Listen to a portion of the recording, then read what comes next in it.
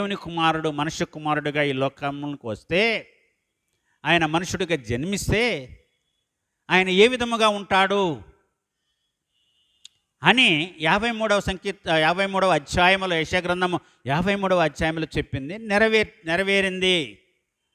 దానికి మేము ప్రధాన సాక్షులము అని ఇక్కడ పేతురు చెప్తున్నాడు. ఎవరైనా క్రీస్తు అంటే ఎవరో తనకు తెలియదని కోడి 2 సార్లు కూయక మునిపే 3 సార్లు అబద్ధము చెప్పినటువంటి వ్యక్తి.